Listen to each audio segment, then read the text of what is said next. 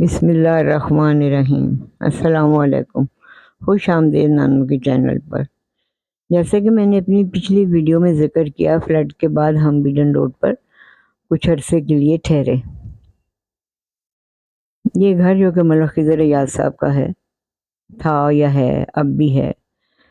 صبح کا وقت، نئی گلیاں اور بچپن کی شرارتیں، آج کا قصہ بھی وہیں سے شروع ہوتا ہے جو کہ میں آپ کو سنانے جا رہی ہوں۔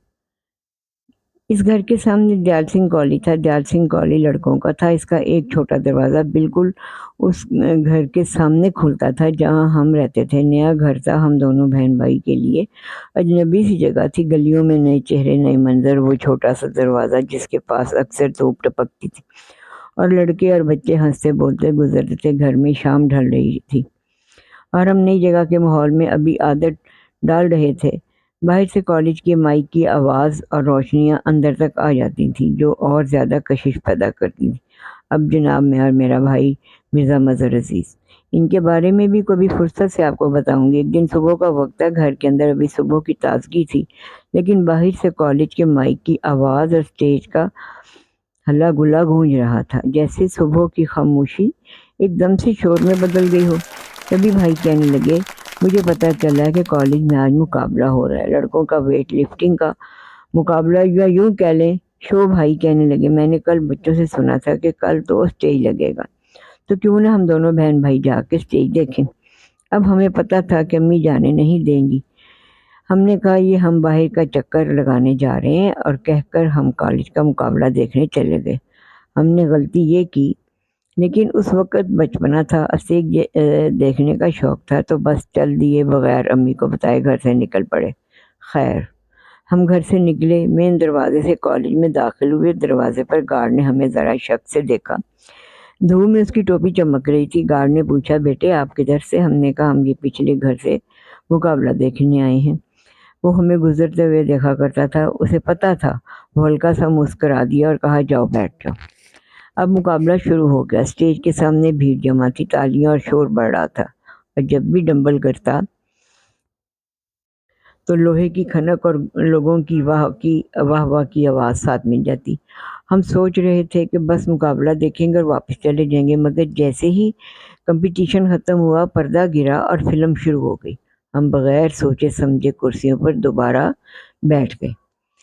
پتہ چلا کہ مقابلے کے بعد فلم بھی لگنی تھی۔ کون سی بھلا؟ وہ بیداری نام کی فلم، جو کہ بچوں کے اسکول کا ہی اس میں سارا قصہ اور بچوں سے ریلیٹڈ فلم تھی۔ فلم شروع ہوئی اور ہمیں خیال بھی نہ رہا کہ گھر والے پریشان ہو رہے ہوں گے۔ لائٹس بجھ گئیں، ہال اندھیرے میں ڈوب گیا۔ اسکرین چمک رہی تھی، بچوں کی آواز، ہنسنا اور ترانوں کی گونج چاروں طرف بھر گئی۔ وہ فلم بچوں پر مشتمل تھی۔ اس میں بتایا گیا کہ کیسے بچے جو بتائے بغیر شرارتیں کرتے ہیں، اس سے نقصان ہوتا ہے، اس لیے ایسی شرارتیں نہیں کرنی چاہیے۔ اور اس میں ایک ترانہ بھی تھا، وہ بچوں سیر کرائیں تم کو پاکستان کی۔ جب ترانہ بجنا شروع ہوا تو لگتا تھا جیسے پورا ہال ساتھ گا رہا ہو۔ ہم بڑے انہماک سے فلم میں مصروف، اور ہمارے گھر والے ہمیں ڈھونڈ رہے ہیں، ڈھونڈ کر پریشان ہو رہے تھے۔ نئے علاقے کی گلیوں میں نوکر دوڑ رہے تھے، لوگوں کو روکتے پوچھتے کہیں دو بچے تو نہیں دیکھے۔ اجنبی گلیاں ان کے لیے اور بھی پریشانی کا سبب بن رہی تھی۔ نوکر بھاگ رہے تھے، دھول اڑ رہی تھی، سانس پھول رہی تھی، اور ہر ایک کو صرف ہماری تلاش تھی۔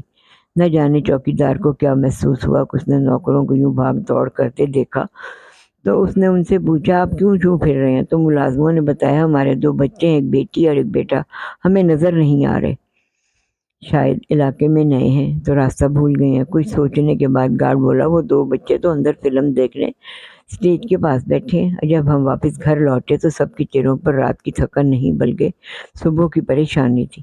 نانی اماں نے ہمیں سمجھایا کہ بیٹا، آپ کو بتا کر جانا چاہیے تھا، آپ ادھر فلم دیکھ رہے تھے اور ہم ادھر پریشانی سے بھاگ دوڑ کر رہے تھے۔ لہٰذا ہماری نانی اماں کچھ اس طرح سے ہمیں سمجھاتی تھیں کہ سب سے پہلے انہوں نے پیچھے ہمیں لے گئیں اور کہنے لگیں کہ تم لوگوں نے دیکھا کہ سیلاب کے زمانے میں کس طرح احساس کرتے ہیں اپنے بیگانے۔ سب نے بہت ہی احساس کے ساتھ وہ وقت 3 4 5 دن کا جو گزارا، گھبراہٹ میں کوئی بھوکے رہ کے وہ کیسے، اور ایک دوسرے کو کسی چیز کی کمی نہیں آنے دی۔ اسی طرح سے انہوں نے کہا کہ اب یہ واقعہ آ گیا تو ماں سے معافی مانگو اور آئندہ کبھی ماں کو بتائے بغیر گھر سے نہ نکلنا۔ اس وقت ان کی آواز نرم بھی تھی اور سخت بھی، جیسے ایک ہی وقت میں پیار اور ڈر دونوں سمجھ آ گئے۔ وہ دن ایک سبق بن کر رہ گیا، شوق کے پیچھے غلطی نہ کرو اور ماں کو بتائے بغیر کہیں نہیں جانا۔ بچپن کی وہ یاد آج تک دل میں زندہ ہے۔ یہ کہانی بس یہیں تک تھی، لیکن اس کا سبق زندگی بھر کا ہے۔ اگلی دفعہ ایک نئے قصے کے ساتھ حاضر ہو جاؤں گی۔ تب تک کے لیے خیال رکھیے گا اور دل میں تھوڑی سی نانوں کی باتوں کے لیے رکھیے گا۔ خدا حافظ۔